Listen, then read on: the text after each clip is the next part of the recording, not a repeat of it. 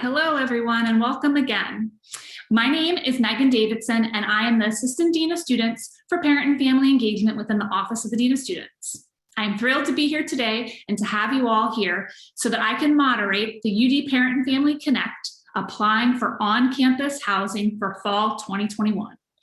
The UD Parent and Family Connect was developed to allow families to connect with faculty and staff so that students can be well supported during this time. We will give about a 30-minute presentation by our topic experts. For the remaining 20 to 30 minutes, families are able to submit questions into the live Zoom question Q&A feature. I encourage families to hold their questions until the presenters are done their content. This presentation was designed by my fellow panelists and from questions families submitted in advance. Today, we will focus on returning students' experience and options for applying for on-campus housing for this fall semester. We also encourage you all to visit the Spring UD website, the COVID data dashboard, and any further questions which are not provided there on those sites, you can also email coronavirus@udel.edu. Today, we will hear from my colleagues within Residence Life and Housing. We have Michelle Kane, who is the Senior Associate Director for Residence Life and Housing, who will be giving our presentation. And then we'll have Dr. Jim Tweedy, who's the Director of Residence Life and Housing for the question and answer portion. They will share details about on-campus living options, how to apply, explain how priority is given, and all the important dates and deadlines. After the presentation, we will then transition into the question and answers portion. Families using the Zoom webinar feature may submit typed questions at any time within the Q&A session of Zoom. However, as I already said, we really encourage you to wait for the presentation as many of your questions may be answered. Questions will be answered live by our panelists as well as in the text. I have a group of colleagues behind the scenes helping us answer as many questions as we can in the time allowed. So I'm ready to hand it off to Michelle. There you go, Michelle. Thank you so much, Megan. Good evening, everybody. I'm so happy to be here with all of you tonight to answer your questions about housing for next year. To make sure everybody knows, our presentation really is focused on returning students. So if you do have questions about entering first-year students, we're not quite there yet. That information will be forthcoming in just a couple of weeks. Again, my name is Michelle Kane. I'm a Senior Associate Director in Residence Life and Housing. I've been at the University of Delaware for somewhere around the 22-year mark in a variety of capacities in Residence Life and Housing. I've had the pleasure of seeing our campus grow and change and evolve over these decades, and I'm excited about what we have been doing to meet the challenges that have faced us this past year, the perseverance of my colleagues and the leadership of our division and of our institution to make sure that we are moving forward to providing the best experience that we possibly can on campus. One of the things that we've always held true to is that our experience is supposed to be one for students where they are learning, not just about what's going on in the classroom, but learning how to have experiences that will help them further themselves in life, in a community setting, in reaching their personal and professional goals, as well as potentially experiencing new opportunities that maybe the college experience is providing for them and that on-campus housing experience also provides for them. We believe really strongly in one-on-one support from our resident assistants and our residence hall coordinators. One of the things that I think is a real hallmark of the program at the University of Delaware is that care and concern. When we were approached this past fall with making changes to how we work, we 100% said that the one thing that was most important to our student experience was having enough staff to make sure that we can meet the needs of our students as individuals. Their genuine care and concern for our students has shown time and again. And while it certainly has not been the social experience that really our students or us really have wanted due to other restrictions, what we have heard time and again is that our students feel that their resident assistants and their residence hall coordinators genuinely care for them, have shown interest for them, and maintain ongoing frequent connections with them to make sure that they're doing all right, both again in that social atmosphere as well as in that academic one. We do know that living on campus is an important part of that UD experience, and not just for a social piece, but in that academic piece, because we do see the returns, especially for students who in their first year and second year live on campus in our residence halls. So to that end, I want to chat with you a little bit about what we have going on for next year in terms of our buildings. We have available to you a number of different types of rooms. And I'll ask our group to advance my slide for me, please, because I don't think I can do that from my end. Our first one is traditional style. So this is what a lot of people think of a typical residence hall. The student has a room, they have a shared bathroom along a hallway. There's access to laundry and other building facilities, and meal plans are required. I know some people think that this is only something that our first year students live in, but we have these available to returning students as well. I think what's important to note is that we are planning on having students in our buildings to what we call design capacity. So currently this past year, we've had every student in a room by themselves, regardless of the number of beds in that space where that space was designed. As we move forward into this coming year for our returning students, and this is typical of past years too, students will live in the building as it was designed. So if the room was a double, it will be a double. If the room was a single, it will be a single next year. We actually do have some triples, believe it or not, and even a quad available to students. And that's how many people will live in that room. Our next style of housing is suite style. So suite style is where students share a bathroom. So they have their bedroom on one side of a bathroom, and on the other side of that bathroom is another room. These are typically doubles. And that those students, just to know, those students are responsible for sharing the cleaning needs of that bathroom that's in between them, because that's not an area that our custodians enter into. And in those buildings, there's also shared kitchen and laundry facilities. And also, again, meal plans are required for that space. Independence Hall is one of our largest returning student buildings as a one solid building, and as a general, and that is primarily where most students who choose suite style. But believe it or not, there are also suites available in a handful of our what we would call traditional style buildings that line the green of the institution. And what we say a lot of our students really want is apartment style. We have 2-bedroom and 4-bedroom apartments. Our 2-bedroom apartments have their own private bathrooms in that bedroom. And in our 4-bedroom apartments, we have both 4-bedroom with 4 baths, so each person has their own private bathroom. And we also have 4-bedroom with 2 baths, where 2 people typically share that bathroom. Those buildings and those apartments have their own private kitchen, a little living room area. So they're responsible for that space. They do not require a meal plan there. Please note that as students are completing the application right now, there is a spot where we ask for a room preference poll.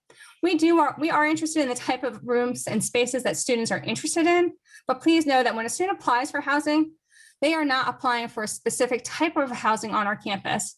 And if they are guaranteed housing, they are not being guaranteed a specific style of building or a specific roommate or a specific room. So please understand that we do want people on campus.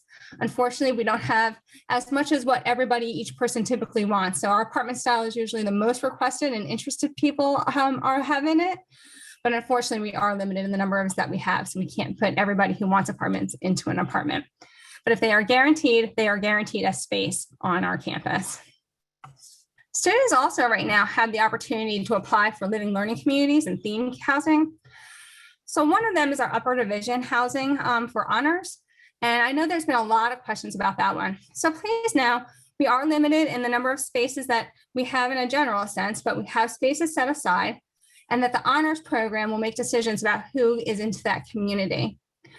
That community is typically housed in Harder and Sharp. We've actually been housing our upper division honors housing in those buildings now for 5 or 6 years, and it's gone really well. Our other housing are gender inclusive, so our all gender community, our all women community. We have a puppy raisers of UD, so our PROUD program. So those are people who are involved with a very specific service organization where they are raising puppies to be service animals. And we also have a substance-free housing theme opportunity. So again, these are things that students can apply for right now as the application is open. It is important to know that if a student applies for one of these and is guaranteed a spot into that community, that they cannot opt out of that community after they've been guaranteed. If they choose to do that and say, well, I no longer want to be in that community because now that I know and realize it's going to be in this spot or something like that, they are giving up their housing guarantee and will go to the end of our wait list. So it is important that if they are applying to a living and learning community or a theme housing opportunity, that they understand that they are being committed to that if they are guaranteed housing. I know that people are wondering about safety, and not just about COVID, about general safety in our area. It's always important to know that we work very closely with our University of Delaware Police Department. We have something called the Live Safe app. I highly recommend that's something that our students can get, should have on their phones if they have a smartphone. It is something parents are welcome to get onto. I've had the notifications way before. They had a different notification system previous to Live Safe app. But it's something that students can let somebody know that there's something unsafe going on, if they've got a concern that's happening, as well as get updates about things that are happening in the area that they should be thinking about or be concerned about. It's important to recognize that we are in a city and a city is within us. So we really are very much intermingled. So please make sure your students have that Live Safe app on their phone. We will continue to evaluate what COVID precautions we need to bring onto campus for the fall. I have been really impressed. I know that we had a spike as a university a few weeks ago with the number of cases that were on our campus, but overall we have been below the state average for our area. I've been very impressed with our students and them keeping themselves safe, making sure that they're getting testing and really being caring for each other, making sure each other's needs are being met. Please continue to evaluate, go back to our website as additional precautions are made on our campus or as those policies change. I did actually just cover this Live Safe app, sorry, so I kind of reversed the order on here. But again, that Live Safe app is real important. And also that free walking escort program. Lots of students who, give a call because they're somewhere a little bit late and don't want to walk home by themselves. So they have a great program where someone will come and assist them on their way to their home base. And we have increased surveillance based off of recent activities. And again, our UDPD is really committed to our students' safety and are act upon things very, very quickly. I'd like to touch base a little bit about the application. As many of you know, that application has already opened. So the application process for a space on our campus. Students go into what's called the My Housing portal. This is something that only the student can do. Sorry, folks, you can't, if you're a parent or guardian on our page, you can't apply for your student. They'll have to click on that My Housing portal button and start that application process. And again, they're not applying for a specific space on campus. They're applying for generally a space on campus. Every now and then I get a call from a family member who said, well, my student applied for an apartment. They're not applying for an apartment. They are applying potentially in hopes of getting an apartment. But what the student will get as a space, if they are guaranteed, is what's available at the time that they choose a room. You would have received an email last week as a parent or guardian if you are connected to any of our communications. So if you did not get an email from reslife-housing@udel.edu, I think it was on Friday in the afternoon, please connect with your student. Make sure that your student has provided us your information so that you get communications, and they can do that through the UDSIS system as well. So the application opened last Tuesday. It is not first come, first serve. Please know that. But they do need to apply by that deadline to have any consideration. The deadline is 5 p.m. on Tuesday, April 13th. Again, at this time, they can also apply for optional living learning communities and that theme housing by that Tuesday, April 13th deadline. I can't stress enough to make sure that your student has done it by that time. 5 p.m. close of business that day to make sure that they are in. Encourage your student to take a look at that application before 4:00 p.m. on Tuesday, April 13th. We are answering our phones through 5 o'clock and everything that day. It's just that sometimes students might have a problem with their internet experience, or they see something and say, I don't know how to respond to this. What are my questions?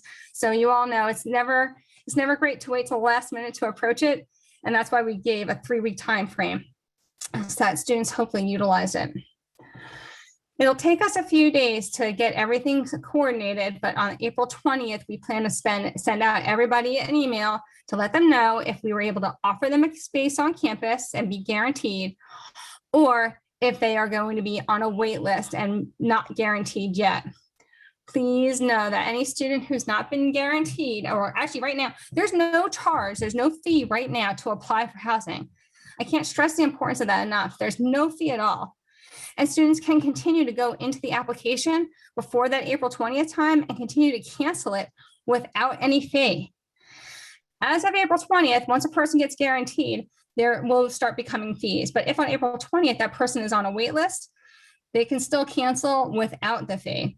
So please make sure that you and your student are aware of the fees involved with canceling a housing contract, because that is real important. People think that it's, well, if I don't live on campus, I'm not going to get charged. But signing our contract is like signing a lease, and that's really, it is legally and financially binding.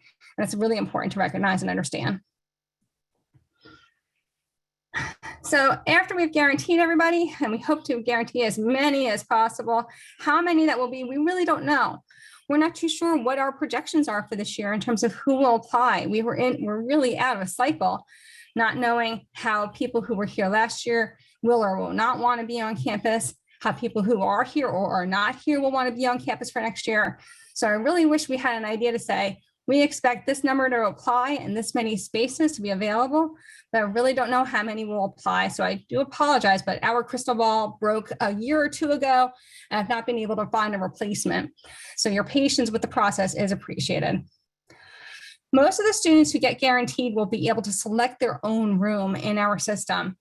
We'll have those room selection opportunities occur before finals start. But we're going to leave it open so that if people change their mind about where they want to live, or maybe somebody's telling their roommate, hey, listen, I'm going to go do this other thing and get somebody else into this space, that they've got some wiggle room time. Again, all of the timelines will be shared with students, so it's important for them to make sure that they are on top of those communications. As I mentioned, as students, until they're guaranteed, there's no fee. And at the point that they're guaranteed, there's at least a $200 cancellation fee up and through to June 14th at 11:59 p.m. because the contract becomes binding on June 15th at that midnight time frame. And again, up until that time, the most you're going to pay to cancel the contract is $200. As of June 15th and thereafter, those fees go up. So please know that those dates are really important. Some special considerations: if you have a student who is studying abroad for the fall and they want to live on in housing for next spring 2022, they can apply now and see if they're guaranteed housing. And if they are guaranteed housing, they can defer for the fall and just be living in the spring. If they're not guaranteed housing, they can reapply for spring only housing. It's not guaranteed, but those applications open up in the fall. We'll know better in the fall whether or not we'll be able to guarantee people for the spring additionally. Students who study abroad for spring 2022 and want to live on campus for this fall should also apply now to be guaranteed for the fall. And if they're guaranteed for the fall, they can request release for the spring semester at a later date, provided that that study abroad trip still goes on. If you have a student who's a member of the World Scholars Program who entered this year that we're in, directions were provided to them about their own process, and that was communicated to them. So please be sure to follow those instructions. One of the things that people wonder about is about, I have a medical need, I have a dining accommodation. How can I make sure that these things happen? And it's important to note that this might be, the student has asthma and needs an air-conditioned building. Not all of our buildings are air-conditioned, so it's important for us to know that. Or a student has a physical condition where they can't operate stairs. It is important for us to know that that student either needs to be on a first floor or in a building with an elevator, because not all of our buildings have elevators. These are important things to make sure that an accommodation is met, that paperwork is done through the Disability Support Services Group. Everything goes through them. Please don't send anything to us. We don't have the expertise to evaluate. They provide us that expertise about what needs to be taken care of and how to best meet that need. And then we'll work with those students about getting those accommodations met. That documentation must be in by the deadline of the application, which is that April 13th timeframe. Again, that's something that needs to get put through disability support services. The information is there to make sure that we can help those students out if they are guaranteed. Please note, an accommodation need does not provide priority in the process. It's just something that we need to make sure that we cover at the point that we do guarantee that person. So let's talk a little bit about priority. There's priority to get a spot on campus, and then there's priority to select a room space. Priority for a campus is for receiving that space on campus and getting guaranteed housing. The room selection is if a student is guaranteed housing, when they will go get into that system to get to select their rooms. Our 21-22 housing priority, again, unfortunately, we know that we don't know if every student who applies will be able to be guaranteed, but we're making sure everybody knows that they're not automatically guaranteed.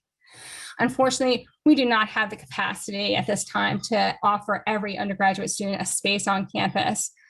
We have been down a couple of hundred spaces, both because of some things that we are doing to make sure that we are making limits in our buildings for the number of people there, as well as some other changes that we need to do in order to coordinate for potentially for quarantine and isolation housing. So we're recognizing right now, we're down several hundred spaces. But again, not knowing how many people will apply, that may or may not even play into whether or not the person gets guaranteed. So again, we appreciate your patience on those pieces to understand that it's going to take us a little time to get and figure out whether or not somebody will be able to live on campus. We prioritize our current admitted class, so the people that were admitted during the fall 20 and spring 21 timeframes. And we did that because research shows us that, again, that living on campus has the highest impact in that first year timeframe and that second year timeframe. So please know that that's something that we've actually have said that for over a decade, that we think that on-campus housing is something that our first year and sophomore students should think about the most. And after that, most of our juniors and seniors have the resources to find other opportunities around the campus. So with that, do know that the priority for a space will generally be based off of when a student was admitted to the University of Delaware, with rising sophomores, who are our current first year students, being given the highest priority. And after that, we hope to have additional space, but we will soon see it about that. So for room selection, if a student is guaranteed the space on campus, we expect that most of the students will be able to select their own rooms. Students who are accepted to living learning communities and themed housing will only be able to select from those spaces. So again, if a student says, well, I no longer want to live in that community, they are actually going to be giving up their guarantee for housing and get put to the end of our wait list. We do have to manually assign some students. So we will make sure that those students know that they will get manually assigned. And again, most students will receive a time and a day to go in and participate in that room selection. And selection, that priority is based off of seniority. So if we are able to allow some seniors or juniors into our housing process, those students would go before any of our current freshmen, for instance, who are going to be rising sophomores.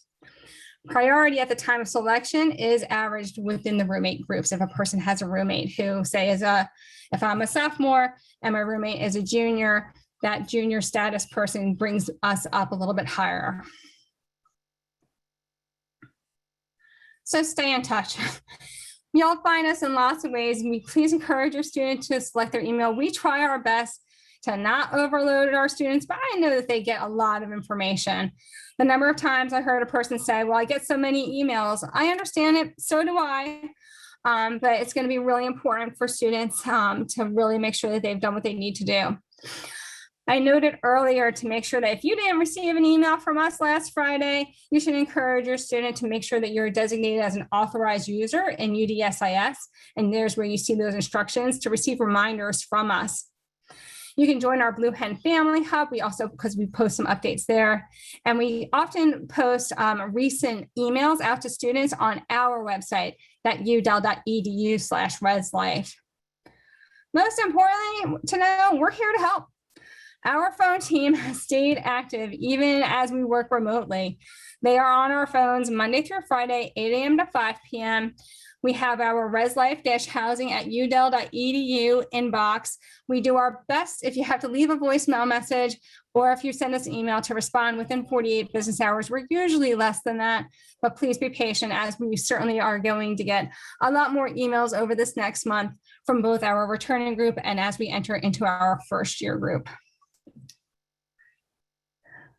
And look at that. See, I don't think I mentioned this, but I'm originally a New Yorker, so I kind of speed through things. I do hope people were able to understand me though and hear me. I'm sure that there are a handful of questions, and Megan, I appreciate that you're back up here. And I invite our director, Dr. Jim Tweedy, to join us at this time too, as Jim and I will tag team a bit as we get through our questions. Thanks, Michelle. I appreciate, for those of us who were with us with the Career Center, I was like, we got to be done by 7:40 and like 7:51. They were still, great information. It was an incredible presentation, but it was so funny. So I appreciate your, getting through as much content. Okay, so thank you again, Michelle, and thank you to all. We've answered so many questions already, so thank you to all the folks behind the scene. Hopefully, so just so families know, in a lot of cases, what we're trying to do here is to provide as much of an overarching applicable responses. If, as Michelle literally just said, if your student has a specific situation, I really encourage your student to email Residence Life and Housing to get that nuanced response from them. I know that, again, or calling them, either or. And then, of course, if there's a question beyond Residence Life and Housing, you're welcome to email families@udel.edu. And I try to do my very best to kind of relay that to different colleagues on campus. Or again, if I know the answer confidently, I definitely respond to families as well. Okay, so I'm going to jump into the first question that I had selected. So a family member had written in asking, and by the way, I loved your broken crystal ball. And that was so funny. I thought that was genius because I wish I had a crystal ball every day.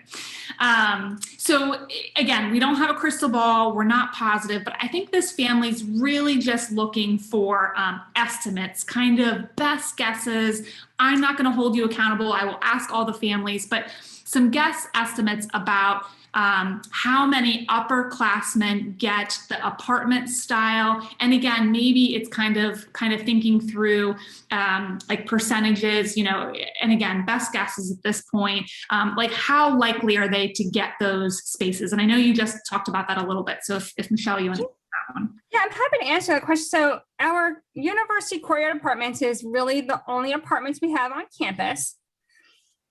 There are 880 spaces there. And if we house, it'll be about 2,600 returning students, give or take 100. That's about 20%. So 35%. So a 35% chance.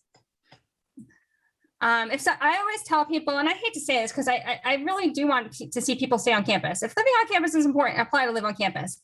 If living in an apartment is important, you might want to look off campus because that is the market in our area. And please know, and I've got great partners within our property managers and our lease spaces off campus. They're really fantastic people. They actually really do care quite a bit about our students. I know that people think that they're just out there to make a buck, but that's not really the truth. They have spaces. I know that there's you can't get good spaces. No, there's good spaces. There's reasonably priced spaces. There's nice spaces. They're walking distance kind of spaces.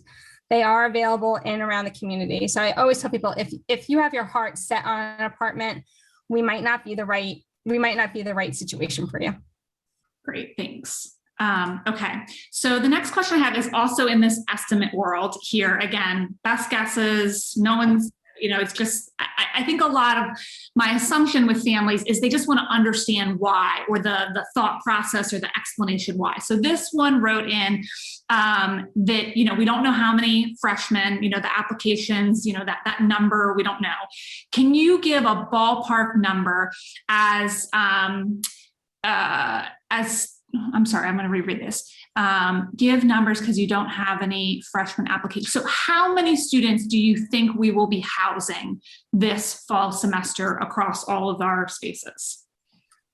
We anticipate opening 6,947 spaces on our campus.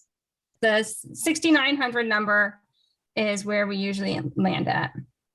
Awesome. 6,900. That's great. Okay. All right. So this is maybe something about that maybe Jim would want to chime in a little bit. So a family member wrote in, I know I've been on the phone with many families of first year students. And so they've had a very untraditional first year. Many of them have been 100% home, and or it's just a crazy world that we're all living in right now. So specifically in the halls, what do you all plan on doing for our sophomore students? And then what other knowledge do you have? I know you all are not orientation and transition programs, but generally speaking, what are the conversations that you're a part of as how we're going to make sure our sophomore class of second year, in the fall, they'll be sophomores. What are we doing to accommodate those and their odd experience of a first year student? It has been an absolutely unusual experience for everybody, but we are and have been just super conscious of those students specifically. We think that the on-campus experience is incredibly valuable, and I think it's frustrating right now, and I've read some of the frustration from our families with juniors and seniors that we prioritize our first and second year, but in part, everything we look at is that your connection to campus, your ability to connect to a community, your ability to kind of get your sense of belonging at the University of Delaware is really, really dependent upon that on-campus experience. So we will absolutely be, trying to replicate a few things from the first year, but not trying to treat each of the sophomore students as if they're going through the first time. We recognize that they've already gone through a year. It may have been a different kind of year, but we're not going to disregard that they're still new to campus, so we want to make sure and orient them, but also respect and acknowledge all the experiences that they have. And like all of our students, ask them to make contributions to their community, ask them to get engaged, ask them to get involved, and ask them to really connect with us to make sure that regardless of how they spent the last year, that they use their time that they have on campus to make these connections, to make sure that they've kind of addressed their student engagement, made sure that they're connected to the campus resources so that when they eventually do move off campus, all those things are intact and all those things are in place. And again, we'll be very mindful of that. We design a pretty specific program for our first year students. It's highly related to our sophomore students, but there's a lot of crossover as well. And I think we're also, as we're looking at even things like 1743, and as we're looking at some of the new student experiences in those first 10 days, there'll be a lot more specific invites to the sophomore students and a lot more, design to help make those activities, events, and opportunities to meet and greet other students more open to those students than typically when it's been so first year focused. Gotcha. I know, Jim, you've had a passion point for sophomores for many, many years. So maybe this is an exciting time for all of us to really kind of work through how we're continuing to support and making them. So, and I do know as someone who's part of the 1743 Welcome Days leadership team, that definitely this coming fall semester, a strong consideration for both of those. And a lot of it's also the nostalgic components of 1743 that you're really pulling at those emotional strings that happen. So making sure that it's a year later, because we can't do a lot of our, but really great. Okay. So Michelle, a parent had written in, a family member, that really was hoping if you can re-explain one more time the room selection process. Are students picking a building, the type of room that they choose? So I'm going to go there, and then I've got a follow-up that I see a lot of people are writing in about. Sure. So students, as they apply, there is a spot where we ask a poll, and the poll is really to give us some information, because not all students will wind up going through that housing selection process where they actually select a room. And there's two reasons for that typically. One is that at times the student can't actually make that selection for themselves because they've forgotten to make it. They skipped their time. They missed it. They still want housing. We still expect them to be in housing, but we will assign them ourselves. So we look back to that poll to say, what did that person say that they were interested in? And can we give it to them? I'd rather know that a person wanted a suite before I put them in an apartment. or that they wanted traditional or whatever it might be before putting them into something that if I had the opportunity to give them what they were looking for. The other thing is that while we do hope that everyone who is who gets guaranteed has that option, we sometimes run out of spaces and time. So I'm going to be completely honest at that. We might get into a tight period where we're like, okay, we need to kind of reevaluate what we're looking at here and shift some rooms around, and how can we do that? But we know we're coming up really towards the end of the semester. We're not going to ask people to set aside time during finals to get into the room selection. So we need to make sure all of our stuff is out there and done as best we can before classes end. And it's a tight timeline, I'm going to be completely honest. And the last piece is that our students who are on our non-guaranteed wait list, we hope to get them into housing if we still have it available. So we'll be reaching out to people to say, I know you've been on the wait list, but if you want housing, we'll get you assigned. So again, we'll look back at that room pool. So when they're applying for housing, you're applying just for a spot on campus. It's at the point that you're guaranteed. There might be a possibility for the student to select their own space, but if they can't, we'll do our best to see if we can get back to that poll and see if we can match what we have available to what they were looking for. I hope I answered that question. I know it's a little confusing. It's kind of like if you've ever flown and you had an option to select a seat. I know that when I'm flying with my family, I pick the window spot for myself, but I pick an aisle spot on the other aisle for my husband. So I'm just going to put that out. Sometimes you get the choice and sometimes you don't. That's great. I appreciate that. Okay, so a couple parents had written in, and I think it probably spurred from like the study abroad part of the presentation, but if their student is anticipating that they're going to graduate in fall 2021, so just one semester, how do they approach that? What kind of priority is or is not given, knowing that like leases off campus many times are a full 12 months? What's kind of your advice there? I still recommend people to apply for housing if that's what they want to do for on-campus housing. And if at the point of August 20th, that student isn't guaranteed, you'd be surprised. Students are very resourceful, and especially our students who are about to be seniors, they're incredibly resourceful, connected, etc. To start asking their friends, asking among their study abroad program friends to say, hey, who might be here now? I hear lots of students who make those coordinations. I'm not going to lie, it takes a little extra effort on their part. This obviously ours is a very convenient option. But I know lots of students who make those connections and have those arrangements made with other friends. And again, our off-campus properties understand, okay, so this is what the expectation is. So Michelle's going to sign the lease and she's going to be there through December. And then Megan is arriving come January and she's signed the lease for that time frame. So you'd be surprised what our local property managers do for that. We always recommend that people put any offerings they have on a website called Places, 4 students.com. And where I know students do it privately is on a Facebook group called University of Delaware UD Leases and Sublets and Looking for Roommates. It's not something that we oversee or have oversight for, but I happen to be a member of that group just to kind of see the traffic. And I see a lot of things like that being posted on that website. Yeah, I just put in the Places for Students link in there. So I know a lot of, that's something that we actually partner, our office, the Office of the Dean of Students partners with this company to help provide, and it's free to students to peruse and post and things like that. So it's really, really great for those add-ons. And I also wanted to point out, I was just recalling when I was an undergrad, quite a couple years ago, I had a group of friends who lived in an off-campus apartment, and they intentionally chose, like, I'm studying abroad in fall, you're going to study abroad in spring. We have the same room and we're just going to swap halfway through. And I think it worked. I mean, I think it was worked out well. So people get creative, right?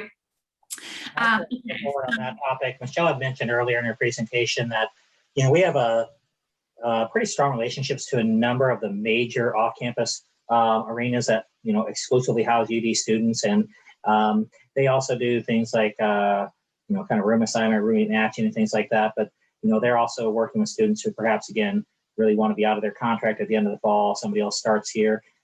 They can help with that as well. So they're pretty terrific, and we work with a number of those folks, and we're likely to be asking some of them to work with us in the next few weeks or month, to bring updates to the students and do somewhat of kind of a housing fair so people can have a sense of what's out there. Okay, so a couple folks had written in about the roommate options.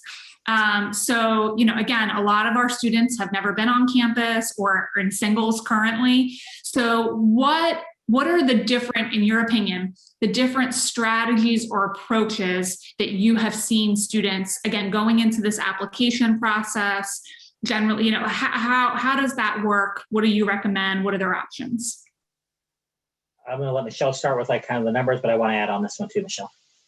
I'm going to ask a clarifying question because I'm not sure if I understand the question. So how do you find a roommate, or how do you figure out if, your roommate doesn't get guaranteed? I think two parts to that. Part of it is, let's say I have a roommate in mind. What do I do? If I want to find a roommate, like I know a lot of folks do it through Facebook and things like that. And also, I think another parent had written in about, let's say I don't have a roommate in mind. What is what's Residence Life and Housing for matching roommates up?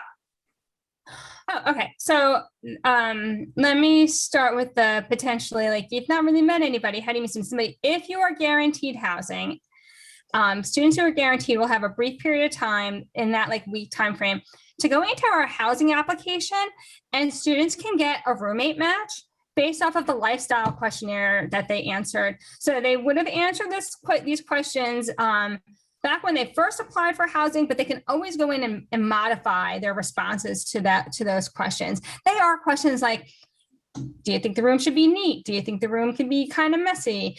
Is it okay for a significant other to come over ever or never?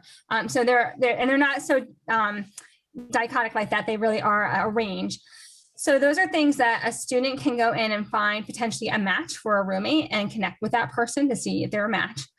At the time, if somebody's still like, I still don't have a roommate, at the time of room selection, they can go in and say, okay, I see an open vacancy in this room and I see a person there. I don't see a completely empty room. Let me go see what that person's about. And again, look at those lifestyle questions and potentially email them. Again, it's a short period of time, so they're going to want to act quickly. But those are some things.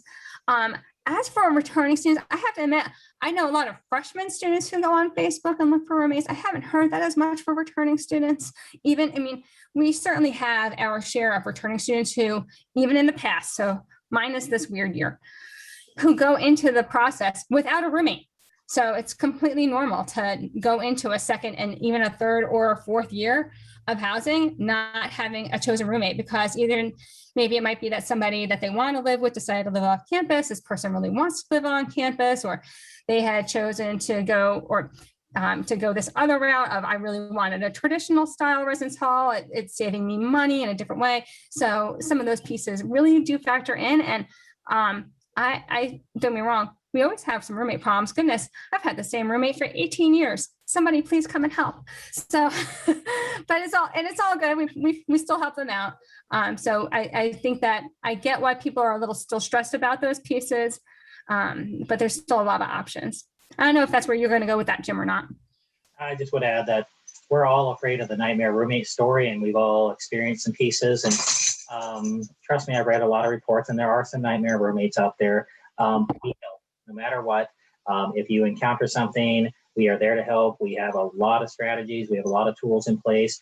I would put forward that it's pretty rare in our, lives after college, that we end up encountering different people we didn't expect. And I just would ask people, try to be as open as possible, learn what you can from roommates. And if it isn't, going well, we can help. We have safety nets up the wazoo, and we're able to, kind of help work through situations. But I guess I would highly recommend that there's a lot to gain from just going in with the idea that you can learn from another person. Okay, so the next question, actually, this was a parent wrote this in, and I thought it was actually kind of clever, so I wanted to tee it up real quickly to you. So do we know, is there a question added to the roommate thing about their level of comfort or concern around COVID stuff? Oh, you guys are so smart.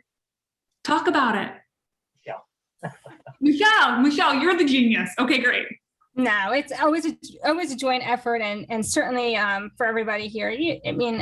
please know these are things that Jim and I speak about, other leadership members. There are lots of other folks who are much smarter about the topic than us, who, who have differing information and sources of resources for expertise. But yes, we had a hunch that this would be something that people care about. So it is a question that we added this time around. So going back when I mentioned that students might have filled out those lifestyle questions when they first applied, they can always go back in and change. And we often add a couple of questions here and there, or modify questions for this purpose. And it really is about a mindset, about one's perspective on those things, not about specific actions, but what their perspectives are about precautions taken. Are you getting a promotion, a bonus out of that question? I get one every day by having great people to work with. Oh, that's adorable. Yeah, that's $1 million add-on. So that's great. Okay. Okay. So my next question is, so there was a bunch of questions that kind of surfaced in there about the living learning communities, the LLCs, and specifically talking about the honors area. So the question that I directly highlighted was really talking about honors juniors now, so that they will be juniors in the fall, and kind of how that prioritizing goes. So can you just kind of repeat some of it and then provide a little bit more detail about the LLCs? How does that fit into the priorities of them getting into spaces? How does all that work? Yeah, so we've worked with the people who are overseeing each of those groups, right? Each of the living learning communities. In particular, I think that most of the questions are around honors, and I understand that.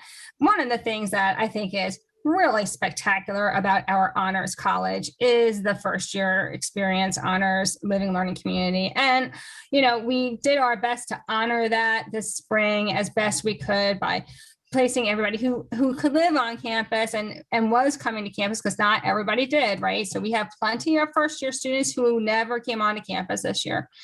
And even those who are in our honors community, whether they were there in the fall or they're here right now in the spring, it looks a little bit different.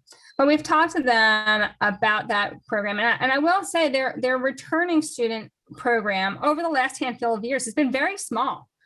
But we understood that there would be a larger interest in that this coming spring. So we fully expect them to get enough applications for the buildings that they have set aside for them. And we actually have a couple of other spots that we've already chatted about, but those are the primary locations. It's hard or sharp to get in. So that group will make decisions about who's in that honors program. And we have let them know that if they need to vary outside of our priority, that they can do that. It's their program. They have that opportunity, but they understand and also recognize the need to be mindful of the priority need that we have placed forward this year.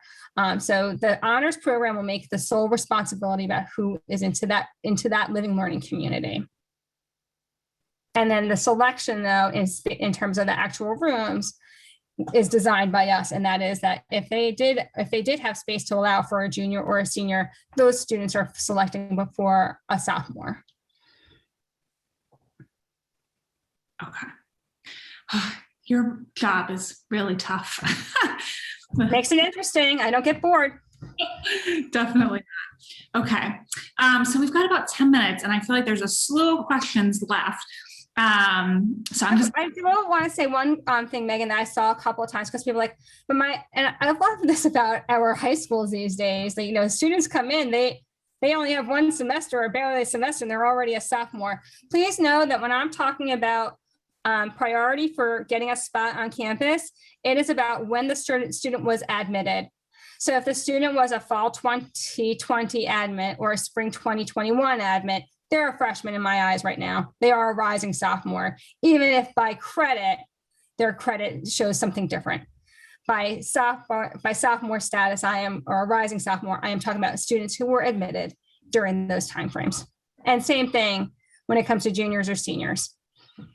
So if it's somebody who is a rising junior and they might even have, believe it or not, senior credits, they're not going to get, I'll say, penalized for being a rising senior. They are still considered a rising junior. Gotcha. That's great. Okay. Someone had written in, I guess we didn't specifically answer their question, and I want to try to be respectful in that way. So how do they request a specific person who they want to be their roommate? That's just, it's a mutually thing that they both put in their application, correct? So they both have to apply. That's the first place. And then they both have to be guaranteed. Selecting the roommate has to be a mutual decision after that guarantee, if they're both guaranteed. Okay. So some folks had talked about like how to get, I'm sure Sarah's behind the scenes answering some of these, but if you just want to announce, if folks want to see some pictures or more information about the different housing, you know, is there a good website that I can link out for them to kind of? So our www.udel.edu/reslife, and when you're on that website, there's an Explore Our Halls is one of the top links on the left-hand side. But what I had shared out today to a student is check our buildings did a great job this past spring as we opened. So right at the beginning of February, there were some posts with like showing their buildings. So they have great Instagram accounts. I know most of our students are on Instagram. Please recommend your student to look and like those buildings. Most of them are named like Reading RLH or Indy RLH or George Reed RLH. But you can put in like the full names of buildings and find them. And then I believe our own Instagram account, and Sarah, correct me if I'm wrong, I think that our Instagram account has followed all of those buildings, and you can also find them just by looking at our Instagram account, which is at Living at UD is our Instagram. I'll put forward that our Instagrams are run by our student staff, and so they will show you things that are likely more interesting to your students than what things that I would pick out. So they do a really nice job of it. So with the last couple of minutes, I was hoping for both of you. Thank you, Sarah. Oh, she just messaged that to me, so I'm going to put that to everyone here. It didn't do it. Okay, I'll put that in a second. The Instagram handle I'm going to add to the attendees and panelists here. So for the last couple minutes, I was hoping for the two of you to take a couple minutes to just kind of give what's your number one advice for families who are currently supporting their student. Again, we're still in a weird world. This is far from normal. I know that, thank you, Sarah. I know that a lot of folks have, listened into President Asanis's town hall 2 weeks ago, and that provided a lot of information for sure. But just kind of taking a step back, what are your advice about this time right now in the application, and really how to make the most out of the fall semester? I will start on this one. It's probably what I would say, regardless of our COVID circumstances or not. But this is such a short period of your life, and even if we've lost segments of it, plunge in. Please just don't wait. This is such a time where, I think the consequences of mistakes to a certain degree in terms of, maybe I picked the wrong club organization, maybe I picked this, but not to get so overwhelmed by the decisions and just jump and just, do everything you can to sample as many parts as you can. I would also say that our student organizations, of the 400 registered student organizations we have, are desperate for new membership, are desperate for people to come in and join. And all of us are hungry for that campus experience. And I guess I would just ask and put forward that spend some time with it this spring, this summer, really planning out how the moment you arrive in fall, you're really ready to go. Even if you've taken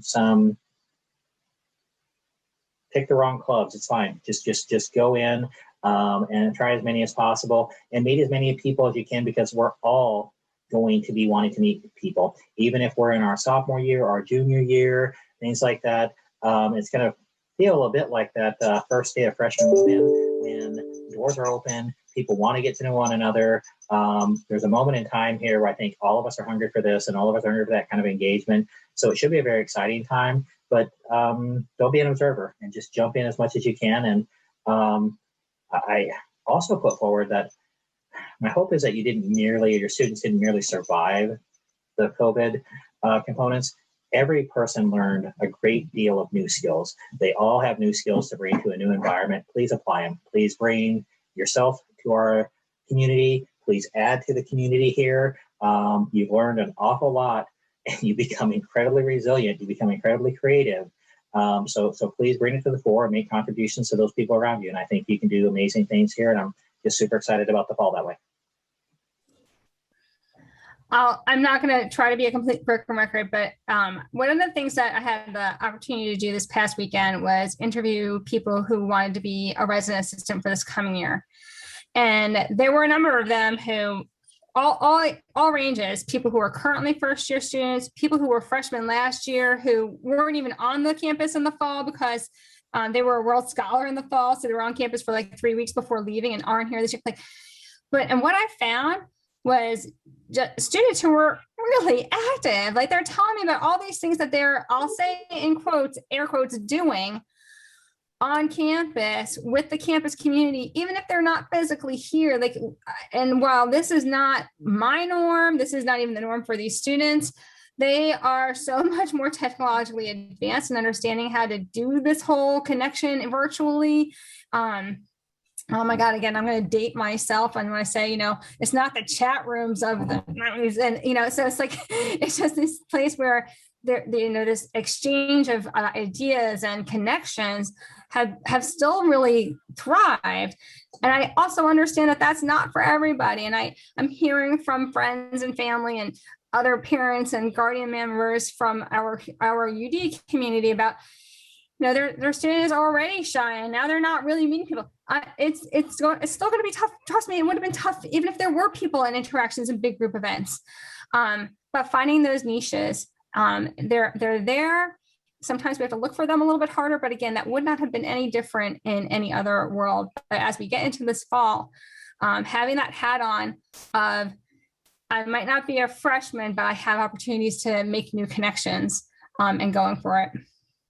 And one last thing I'd love to add, Meg, is that, all right, so I've been doing this since my first RA job in 1986. Michelle and I have been working together, I think, for 21 years or so here. That's not an uncommon story at UD. And we do this because we just so enjoy working with students. We love the individual connection. We are open, available.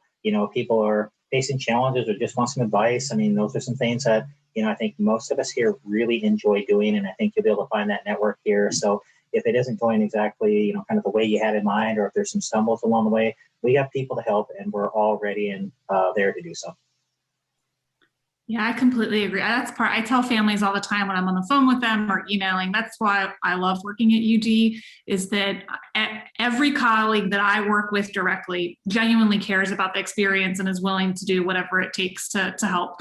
I know we don't always have the answers that people want, which is hard, but if there's one little thing I can do to help that student have a better experience or that family have a better experience, we're happy to do that. So I have one last question I'm going to squeeze in real quickly, Michelle. Move in. What do you anticipate?